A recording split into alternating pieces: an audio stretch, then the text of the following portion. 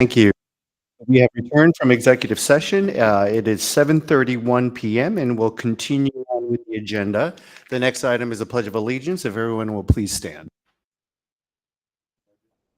The flag of the United States of America and to the republic for which stands one nation under God, indivisible, with justice and liberty for all. Okay, we do have a special presentation today, March 10th, the school year preliminary budget presentation. But before we dive into that, I'll make the announcement of the next series of presentations. On March 27th, Ms. Peterson from New Jersey School Boards will present updates on school board ethics. On April 28th will be the final budget presentation and hearing. And on June 9th, which will have a special format in the form of a board retreat where the meeting will start at 6 o'clock, New Jersey School Boards will be presenting a recap of our goals, as well as board self-evaluation and the setting of new goals for the next school year. So, okay. Dr. Forte, Ms. Gorowski, the floor is yours.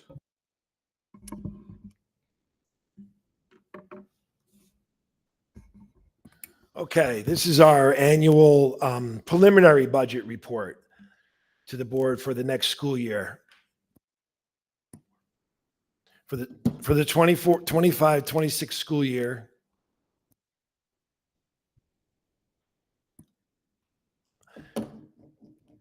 Okay, our goals when we were making this budget was to try to keep class sizes within the board recommended levels, maintain current programs, continue to focus on student achievement, continue to focus on health and wellness for students and staff, maintain facilities, and be fiscally efficient.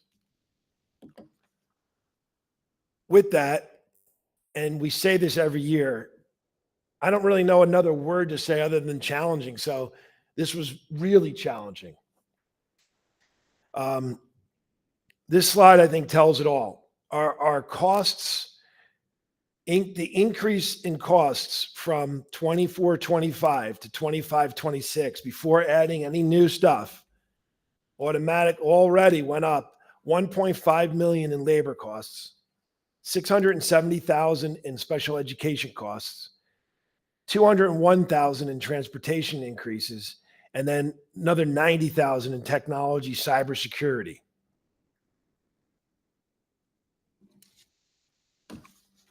Then where does all this money go, right? We like to always say that this slide has this pie chart, and out of our entire budget, 80.7% goes to salary and benefits, and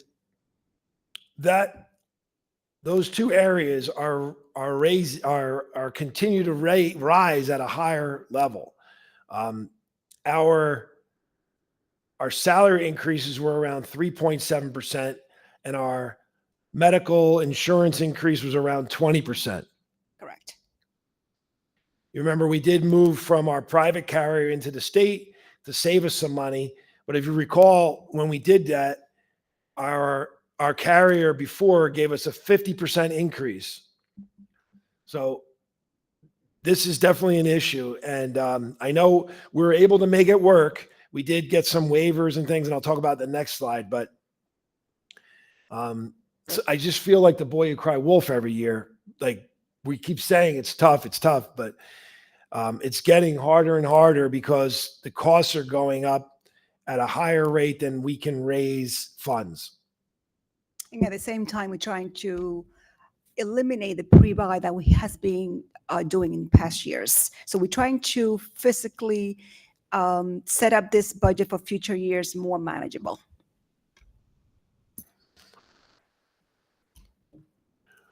So where's the revenue, the increase in revenue? We have a 2% tax levy cap of 717,000. Our banked cap from last year, meaning this was money that we could have raised the budget by last year, but we didn't, and the state allows you to carry it over to another year.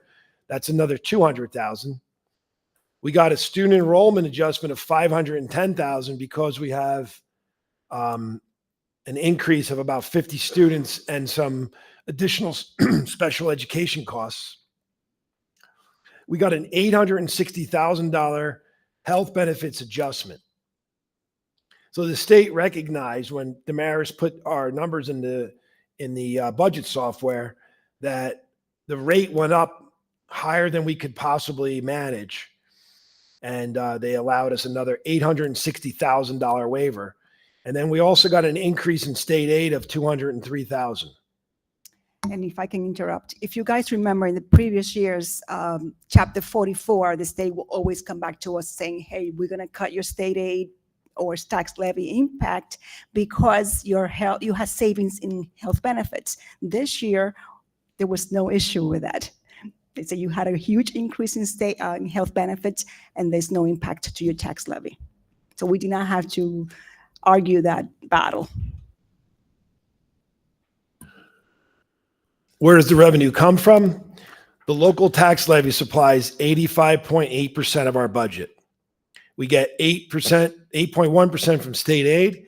We get about 1% from extraordinary aid, and that is additional state aid given to us for special education students that cost over a certain limit. And then another 3.5% comes from reserves. So really, you have to add the 85.8 and the 3.5 to get the local tax burden.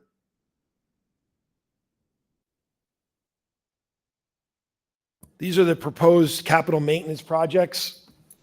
We have the Riverview Annex roof, Lakeview parking lot repaving, Riverview parking lot repaving, a network upgrade, Lakeview gym wall repair, Lakeview repointing. We do this every year. We have to make sure that we keep the buildings watertight. Some univent replacements and various repairs to machinery, repairs and machinery replaces throughout the district. And now this is the budget. So this is what the actual budget numbers are. So our local tax for the K-8 district is $37 million, which is an increase of $1.7 million. This becomes a tax increase of 3%. Is that right, Damaris? 3% to the taxpayer. And remember, this is only for K through 8 schools.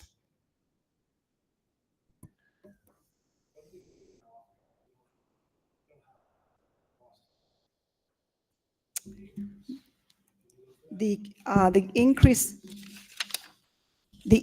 to the taxpayer is $140 per year and $11.68 per month. So the increase is $114, you said? $140. $140.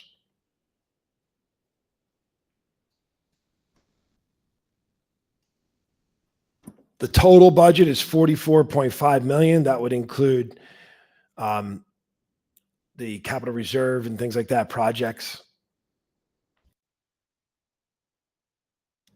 And then this is a list of where are the different areas that the money goes to: instruction and programs, special ed, tuition, and so on. And that's the end of our report.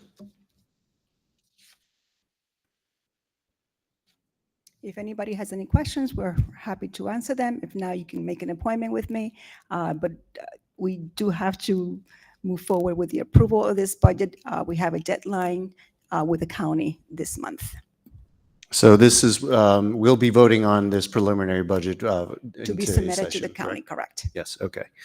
I'll go ahead and open it up to the board for any questions. Mr. Kim, if I might. I just want to take a second and thank the administration for the work they've done. I think that, as Dr. Forte said, it's a challenging budget. I think every year is challenging. I think the reality is, and I think I've made this comment at every budget meeting since I've been on the board, it is nearly impossible to balance a budget with 80+% of your budget going to areas that increase greater than 2% when you have a 2% cap. So we continue to find ways to do it. We have for many years by either we fought very hard for increased state aid, which has helped significantly.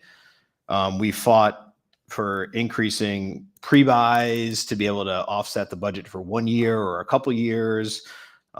We've used things like breakage to try to break even, meaning we've had staff that have retired and staff that replacement staff that are coming in at a lower cost because they're newer into teaching. So there's some of those things that can help at certain times, but you're eventually going to get to a budget year like 2025, 2026, where you're running out of those options. And we continue to see increases in special ed, increases in students. This is obviously because of the environment.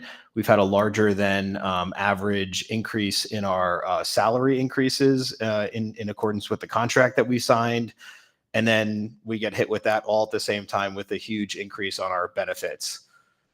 We've been through a lot on benefits where we've weaved and waved ways to try to do what's right by our staff, but also do what's right by the taxpayer. And we're out of options. I'm going to be honest with you. This is a 20% increase that we have to take on the chin and figure out a way to make work. Thankfully, the state has granted some waivers for us to be able to make this budget work. But when I say that the business office works miracles and trying to work through this budget, that's an understatement in the amount of work that goes into this.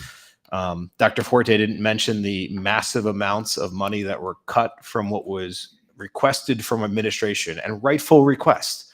These are requests that are for the betterment of our students, right? Whether it's another staff member, whether it's more educational material. They're not asking for gold-plated classrooms, right? They're asking for what's right for the students. And we've had to cut that because we just couldn't make it work. But the Dr. Forte and Damaris and Dr. Cullis have done an incredible job in trying to squeeze every benefit for our students into this budget as much as humanly possible. So I just want to say thank you to the administration for it. I want to let the public know that we have looked extremely tight at this budget and really appreciate the tremendous work that the finance committee has done to try to squeeze every dollar out of it. But it was inevitable that you were going to get to a year where it got really, really tough and got to a breaking point. And I think this is a breaking point where in many years we haven't had to take the 2% or we haven't had to take the waivers. We found ways to make it work. And this is a year where we've got to take every dollar we can to make sure we're doing right for our students. And I appreciate the administration trying to find ways to make that work. Thank you, Mike. Well said. I do want to thank the committee as well, because I'm sure that the committee spent hours challenging the administration to try to do everything they can. So thank you for your hard work, Don as well, Andrea, your work as well. So thank you. I do want to thank the administration as well. So that was that was eloquently put. Thank you, Mike.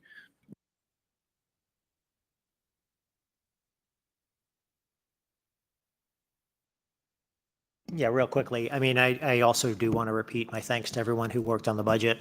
As Mike very said really well, it's always a tough process. It's been particularly tough this year. One thing Mike said, I just want to repeat just for kind of emphasis, is that if you look at this budget by itself, you'd see that, yes, we're taking bank cap, we're taking the waivers. It looks like a very significant increase. But again, because we have to, and if you look back at the previous budget years, we have taken every opportunity not to take every dollar that's on the table if we didn't need it. So I just want to I think that's just worth repeating, is that every dollar is important to us. Every dollar is important to the administration. And we're only taking it, when we absolutely feel we need to, after a lot of thinking, after a lot of real careful analysis. So again, just want to say my thanks for all that. I do have some specific questions about the slide. So if we can go through some of those. On slide number 5, where you talk about the increases in revenue, 2% tax levy, bank cap of 200,000. So the increase in aid comes directly from the state. The first four bullet points would be part of the tax levy. Is that correct? Or do some of those other funds come from directly from the state as well? That's correct. Those are all local taxes. Okay, thank you. So among those four bullet points, then if we go to slide number 8, that talks about the tax impact. So even though that number is above the 2%, it doesn't really equate to 3%. But that's largely because there's a larger influx of revenue coming in from other homes or other sources for the district. Is that correct? That is correct. The tax valuation for the town increased $68 million. And therefore, the impact to the taxpayer is even less than last year, even though last year we had less revenue, less tax increase. This year, because of the valuation of the homes, is less to the taxpayer. Okay, great. Thank you. So for the public's sake, yeah, even though we are looking at a much higher budget, for the actual taxpayer, it's not going to equate to that percentage. It's going to equate to the 3.01%. And what I also want to remind the public is that this is only for, and Damaris, I think you mentioned this, for the K through 8 portion. Anything that might be approved by the high school for their budget is not included in these numbers. So if they are seeing additional raises, that could be coming from the high school, correct? And that'll be, yes, that'll be an impact to the taxpayer as well, too. Okay. These numbers are just for K through 8.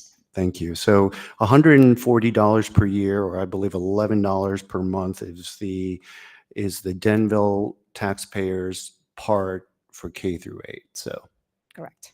great. Thank you very much. James, can I just add something onto your question? Because it spurred something that I was thinking of. Please do. Damaris, if you don't have this, can you just get it to us? If the town had not seen that, how much would you say the assessed value increase was? It's increased $68 million, but the home assessed value is $410,000, the average home value. Yeah. So if it hadn't increased 68 million, could you do the math to figure out what the tax impact would have been without that $68 million valuation increase? Absolutely. Because what's interesting about that is that a significant portion of that is probably almost all of that is from new development, whether it be commercial or residential. So it'll be interesting to see without that, what that impact would have been, just out of curiosity. Once again, it's a theoretical just calculation, but if you wouldn't mind running through that, that'd be helpful in my mind. Sure. I'll email it to you. You're tagging on of that is I don't know if the town already has this or you have to wait until these new affordable housing, the cluster developments that we have there. What are the ratables going to be when they're finished? And just taking an average, what we've done, say the last 3 to 5 years, what would our share of that be? I mean, that would give us a rough idea of what the future budget would look like, because this is very tight right now. So it's going to be easier, a little bit better, or it's going to continue to be tight like we're doing now? That's a question that I would not be able to answer, Don. Yeah, I would wait until, let's get this budget passed and everything and put it on the back burner.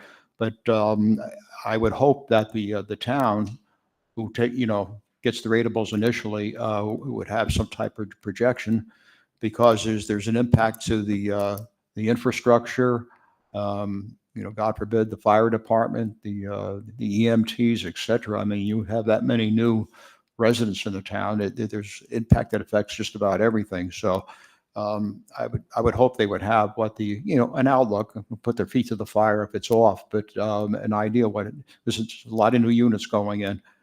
How will the ratables be affected?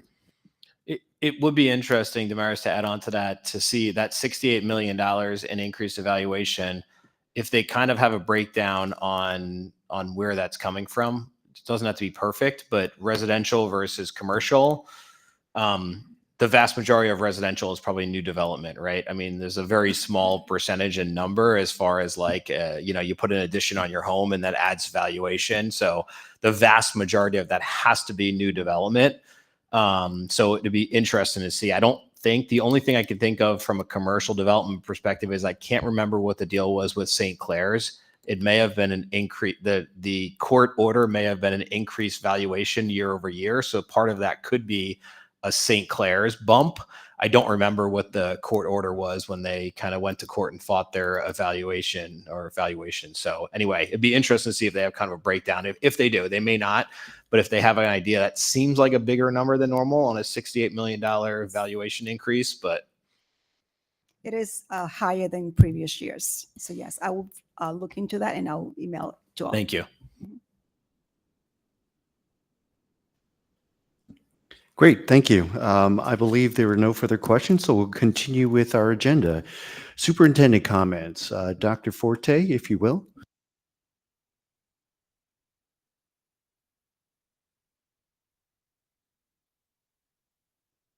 The Anxious Generation first meeting went really well.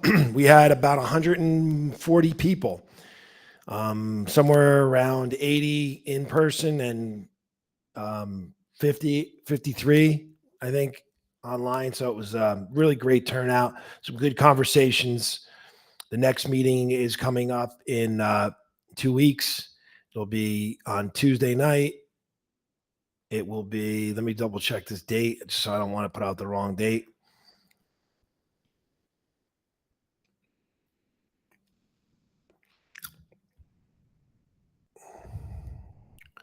I believe it's the 18th, right? So the 18th at Riverview. So Tuesday, the 18th, that's we're going to be going over the second part of the book. I really want to say that it was a great experience for me. It's the first time I've been involved in it. I really want to thank Mrs. Watkins. She's been amazing. And she had some really good questions to get the conversation started. And I appreciate seeing so many people in the audience as well. I'm not sure if everybody's focused on this, but Chief Perner retired, and we have a new Chief Welch. Then we also have a new captain in Fred Jackson, and our new lieutenant is Fernandez, and Sergeant Williams is the new community services sergeant, and Sergeant Bortek is the new traffic sergeant, just to keep you up to date with that. BJ's has opened up a new store in Whippany, and they reached out to see if we would be interested in a fundraiser. And I was pretty excited that we were able to jump on that with our foundation. So there's information in the Friday folder and on the website about a fundraiser with BJ's for everybody who signs up for a membership. They get a discount, and a good portion of the money goes directly to the foundation. So hopefully we get some funds out of that. And I was happy that our foundation president was on that right away. So here's some thoughts for the calendar adjustments. I don't want to jinx us that we're going to have snow, but we usually talk about it right around now. So as of now, we need to cut 4 days off. We used 1, we have 5. Valley View graduation is on Tuesday, June 17th. So those are the facts. Let me just double check. Yeah, Tuesday, June 17th. And this is what I'm thinking about right now, to cut the 18th, 19th, and 20th off of June. So that would be the Wednesday, Thursday, Friday. We'd still have 1 day to cut. And then we would make Memorial Day weekend it would be off Friday, Monday, Tuesday. Right now we're off Friday and Monday, but we'd add the Tuesday. We looked at the Thursday before, and we have some things on the calendar. So a day that would have less of an impact would be May 27th. So that's what we're looking at doing. We'll probably put some resolution on the next agenda, unless I wait till April. But we probably do it anyway. Let people give them a heads up. But I'll word it that obviously, if there is some need for an emergency closing day, that we would have to adjust it back. But I guess we could give people the heads up as of right now. And that's it for the superintendent's report. Great. Thank you, Dr. Forte. Assistant Superintendent comments. Dr. Cullis. Yes, the NJSLA is right around the corner. It starts for grades 3 through 8 on April 29th. You can see the district assessment calendar on our website to get the exact dates for your grade level. Sixth grade parent orientation, that's May 7th at 6:30 at Valley View. And that's for parents only of our current fifth graders. The Be Seen and Heard Aaron's Law Body Safety Program for grades K through 4 is this week, March 13th. Kindergarten registration update, Lakeview are at 66, Riverview 64, Flex Zone 14, and a total registration of 144. The DALA program registration is open. Invitations were sent. The general registration is also in the Friday folder. You can find that flyer in the Friday folder. The program runs from June 30th to July 24th, and it's $70 per week. This concludes the Assistant Superintendent's report. Thank you, Dr. Gullis. And Business Administrator comments, Ms. Goralski. I might sound like a broken record, but I just want to remind those of you who has not completed the ethic form, please, if you don't mind completing it, and I need time to review it as well and submit it. And I also want to thank the Finance Committee for all their work and help with the budget. I know it's a lot of time and there were a lot of questions, and we appreciate those questions ahead of time, and so we can get you answers. So thank you. And really, it's greatly appreciated, all the work that you put in. Thank you, Ms. Kurowski. Okay, we are at the point where we open it up for public comments. It is 7:57. It is now open for public comments. Seeing no one online and no one in the chambers, we're closing the comment section at 7:57. Next item is old business, no action to be taken. Ms. Sadels, could you walk us through that, please? No problem. At the next meeting, myself or someone else will go through the following resolutions for the February 2025 board reports, Treasury of School Monies reports, education reports for February 2025, minutes for February 10th and February 24th, 2025. Thank you. And then there's new business action to be taken. Mr. Capello, could you walk us through personnel, please? I did not, oh, I'm sorry. Go ahead. Well, I'm okay. Okay. If there are no objections under personnel, I would like to move items 1 through 7. And these include new hires, resignations, retirements, employee leaves, extra pay, salary adjustments. Number 1. Number 2 is approve employee for extended leave of absence. Number 3 is retroactively approve a employee for a leave of absence. Number 4 is approve extension of unpaid leave of absence for an employee. Number 5 is approve a leave of absence. And 6 is to approve Joseph Ione to be trained as a school bus driver. And number 7 is a list of new substitute hires. I'll second. Thank you. Questions, comments? I do want to wish well to Mr. Colvin on his retirement up and coming. I know we've all had an opportunity to work with Patrick pretty closely on the IT department, and he's been a great resource to the district. So certainly wish him well. And Debbie Saleh needs to wish her well. Thank you. I didn't get to my Oh, next yes. page. Yes.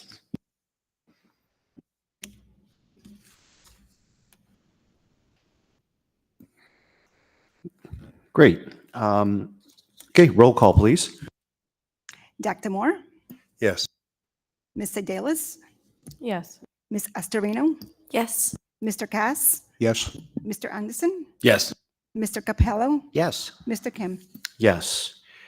INP, Dr. Moore, could you walk us through that, please? Yeah, I'd like to move for approval of the following resolutions under instruction and program. Under item number 1, workshops and expenses, we have A, which is an employee training and safety education through Rutgers, and B is a Physical Edge New Jersey PE Health Conference. Item number 2 is to approve the DALA summer program to run from 6:30:25 to 7:24:25, Monday through Thursday, 8:30 to 11:30 for Denville students currently in grades K through 5. The tuition is $70 per week, which will include just district transportation. DALA is a math and ELA program provided in a camp-like experience to prevent the summer slide. I'll second. Thank you. Questions or comments?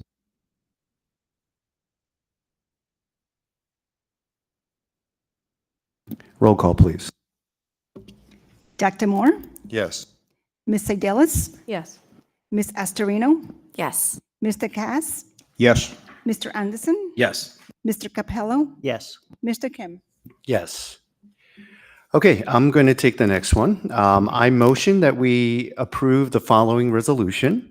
Be it resolved that the Denville Board of Education nominates Mr. Don Cass for the Morris County School Boards Association 2025 Irene M. Lefebvre Excellence in Boardmanship Award. Just a side note, I made some grammatical error. I noticed some grammatical mistakes, so I'm going to editorialize some of these statements, okay? Whereas while a resident in Denville in the county of Morris, Mr. Don Cass has served a total of 18 years on the Denville Board of Education. And whereas Mr. Don Cass has demonstrated noteworthy contributions to the education of students while serving over 7 terms, or specifically 18 years as a Denville Board of Education member, through his unwavering dedication to enhancing educational opportunities and continual focus on improving student achievement for all students while within the district. And whereas Mr. Don Cass has exhibited exemplary leadership both on the board and within the community, serving for 37 years as a volunteer, coach, and board member of the Hub Soccer of Denville, Inc., where he demonstrates his capacity as a leader and role model through his integrity, vision, and commitment to fostering an environment conducive to confidence and personal development. And whereas Mr. Don Cass has actively engaged in school governance at the local level by regularly engaging with local political leaders to discuss the effect of legislation to the school districts. Whereas Mr. Don Cass has shown a steadfast commitment to personal and professional development, continually seeking opportunities to expand his knowledge and leadership skills to better serve the educational community. Now, therefore, be it resolved that the Denville Board of Education proudly nominates Mr. Don Cass for the Morris County School Boards Association 2025 Irene M. Lefebvre Excellence in Boardmanship Award in recognition of his outstanding contributions, leadership, and dedication to the advancement of education and student success. Be it further resolved, the Denville Board of Education Secretary submit the nomination of Mr. Don Cass and this resolution to the Morris County School Boards Association for consideration for the 2025 Irene M. Lefebvre Excellence in Boardmanship Award. I'll very happily second that. Thank you. Mr. Don, Mr. Cass, this is a well-deserved nomination, so if you'd like to say a few words, you're more than welcome to. Sure. I always remind you, my wife says I'm a man of few words. But I appreciate and thank the board for the nomination. It's a labor of love to be here, helping out the town with a great education system. And you all have contributed to that, as well as the prior board members when I first joined, and all of our administrators. They do a great job. So it's appreciated, and I thank you all. Thank you, Mr. Cass. Does anyone, board members, wish to say some additional words as well? I just want to thank Mr. Kim for putting this together. I think it's a well-deserved nomination, Don, and I just want to say thank you for everything you've done for the Board of Education, the town, the community. There's never a time where somebody's asking you to do something that you're not saying yes automatically, and dedicating your time day in and day out, all day long, for the community and specifically for this Board of Education. So on behalf of the students and the staff and the administration, I just want to say thank you for everything you do. I just want to say I hope you win. I believe Michael Bertrand finally got through the turnstile last time, and he's a great guy, and been doing this here on the Denville board and now at the Morris Hills Regional District. So there's always hope. Thank you. Roll call, please. Dr. Moore, Yes. Ms. Sedalis, Yes. Ms. Astorino, Yes. Mr. Cass, I'll vote for myself as long as it's legal. Mr. Anderson, I'd like to abstain on the milk fund. Oh, sorry. Yes, thank you.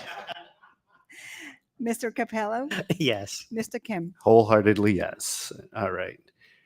INP, Dr. Moore. Wait, sorry. wrong Finance. page. Finance. I didn't turn the page. Pardon me. Finance, Mr. Anderson, if you will, please.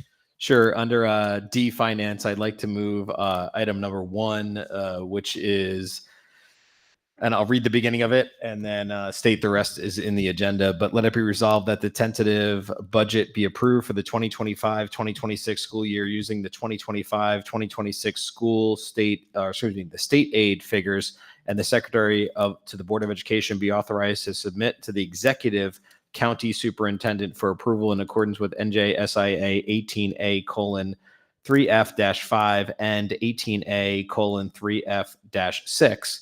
General fund, 44,134,184. Special revenue fund, 368,067, and for a total of 44,502,251. And then I would encourage anybody who wants to know more details. It's obviously listed in the agenda as well as was presented by Dr. Forte earlier. Mr. Anderson, just a slight correction on the statute. I think you said 3F-5 and 3F-6. I think it's 7F-5. Sorry, Yep. my eyes are getting old.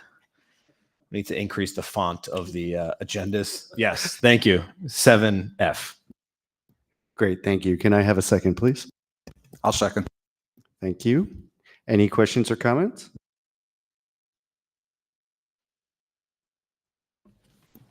Roll call, please. Dr. Moore, Yes. Ms. Sedalis, Yes. Ms. Astorino, Yes. Mr. Cass, Yes. Mr. Anderson, Yes. Mr. Capello, Yes. Mr. Kim. Yes. Looks like there is no operation, so Mr. Cass, you're off the hook there. And we'll go into new business, no action to be taken. Mr. Capello, if you can walk us through personnel, please. Certainly. I or someone else at the next meeting will be moving items under personnel. We have, at this point, no items under number 1. We do have 2, 3, and 4. 2 and 3 are refers to revised job descriptions for the assistant to the business administrator, assistant board secretary. And number 3 is attached work rules for leave replacement staff. We discussed these during the IMP committee meeting this last week. And finally, number 4 would be to approve an employee for a leave of absence under the FMLA Act. Questions or comments?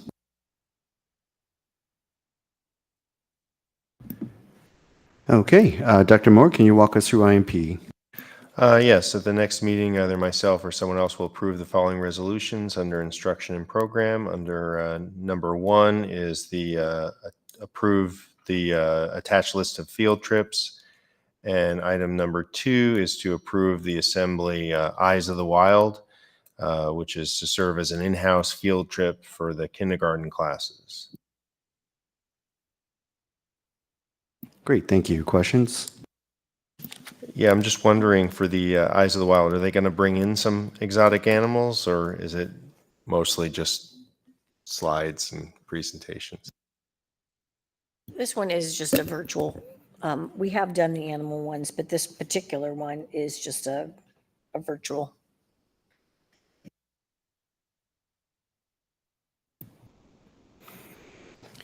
Okay, seeing no other questions, I'll walk us through the governance section. Under policy, we will be going through the list of policies as seen on the agenda for second reading and adoption. Any questions or comments? Yes, I had one. On P5111, eligibility of resident, non-resident students, I looked that over and they used the word kept rather than domiciled. And I'd have time to look up the definitions of what domicile means versus as a child being kept at a house. And also, I didn't see any reference to timeframes. You know, they got to be there X amount of days, you know, full time at that house. Because you do get, you know, divorce situations where, you know, parents have custody. So maybe, you know, they might stay with dad one week in a different town, et cetera. All those variables that could come up. So it doesn't have to be resolved, but I just wonder if the language is tight enough to address those type of situations. And you go back to our executive sessions, we've had quite a few lengthy and difficult situations where people, most recent one I can remember is they moved out of town and they wanted to stay here in Denville. And it was very difficult and somewhat emotional trying to deal with some of these situations. So I point that out that maybe the language could be a little bit tighter and as to the ensuing actions. Don, can I give you a call tomorrow and maybe we could look at it together? Just so I know exactly what you're talking about. Yeah, Mr. Cass, is this in reference to policy 5111?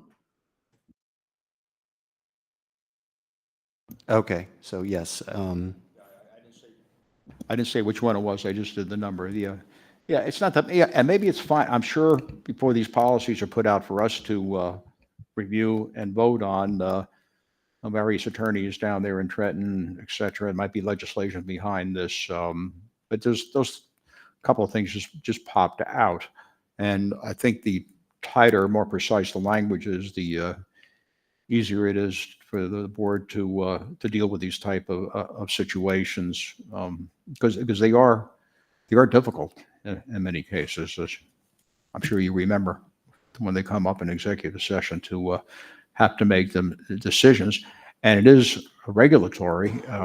We're supposed to be following the law and the regulations, so we just want to make sure there's no margin for error or misinterpretation.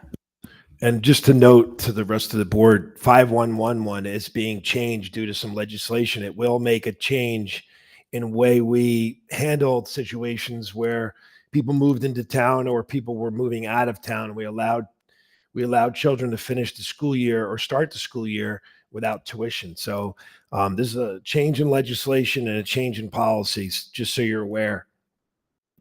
Yeah, Dr. Forte, if I'm understanding you correctly, it's due to the change in legislation that we need to update our policy to be in, what's the word I'm looking for?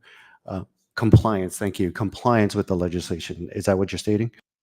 Yes, I mean, pretty much every district has to update their policy because we all pretty much all use Strauss-Esme. And when this change in legislation came about, and I was told it was due to some athletic advantage where a student might live in one town and go to a different school. And now they're making everybody charge tuition like an approved rate so that you can't like move to another town, pay no tuition and go to their school instead of your home school. They're trying to like get rid of some of that athletic advantage, I guess.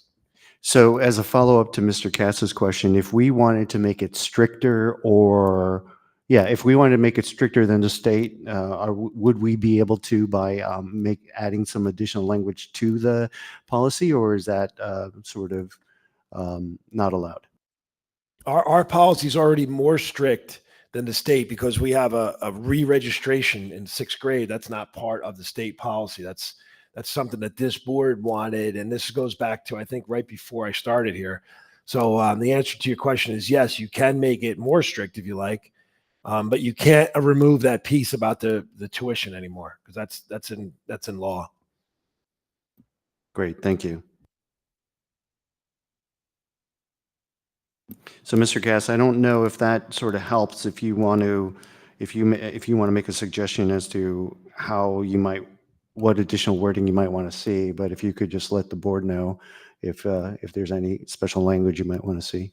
Yeah, I could do that tonight. I have to pull it up and look at it again, but I just, light bulb went off when I looked at it in terms of the language. But if what we have now is as good, if not better, I'm fine with that. Great. Thank you, Mr. Cass. Okay, Mr. Anderson, oh, I'm sorry, are there any other questions? Okay. Mr. Anderson, can you walk us through finance, please? Sure. At the next meeting, myself or someone else will move through, we'll have a checks list, which will be item number 1. And then item number 2 will be to approve the donation of $1,000 from the Hepakon Elks Club. Thank you. Any questions or comments? Moving on, Mr. Cass, operations, please.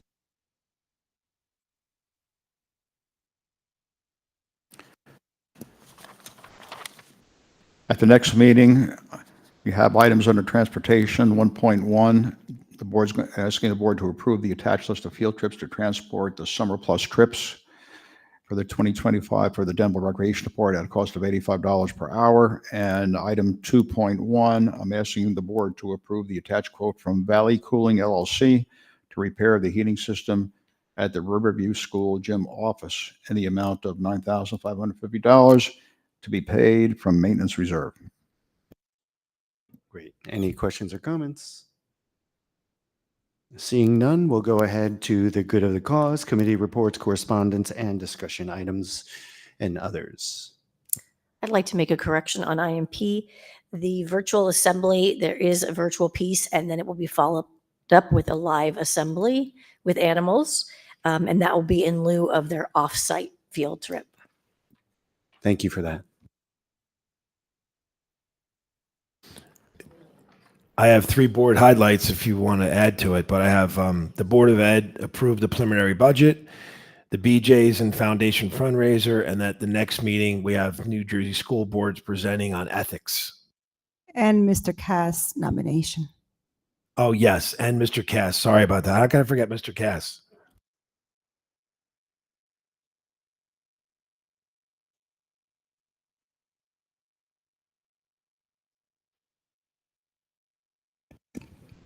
If anybody's involved with sports in the community, the Recreation Department has updated dates for the Rutgers Coaches Certification Program, et cetera, coming up, including the background checks. I believe they've done that before, which is very convenient for our residents who volunteer. They can come down to the community room and get fingerprinted and get it done right here instead of having to travel someplace else. Great. Thank you for that.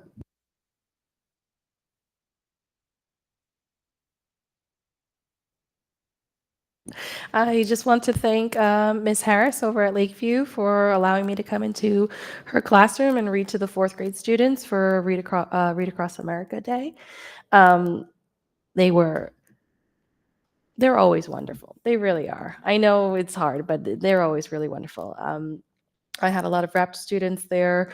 We learned about Women's History Month and Black History Month just with the book that I brought, and I was able to make the donation straight to her library, which I would encourage all of you, if you have books lying around, and contact a teacher to add to their library.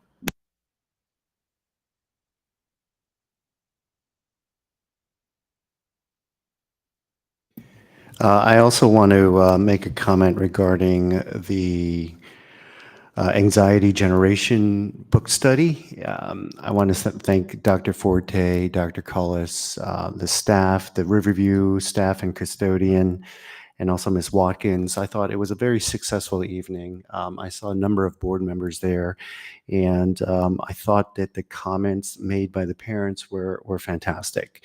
The involvement and the interaction is, just what we're looking for. A place where they can ask questions and to see that they're not alone when it comes to experiencing the struggles that they have with their children as they're raising them. And of course, they want to do what's best for their kids, but also not, put their children in situations where they might get picked on or, and stuff like that. So I thought that the parents got confirmation that it was okay to say no to the cell phones, or at least to have them put it away at certain times and stuff like that. So I look forward to the next couple of meetings, and I hope that they will be as engaging as well. So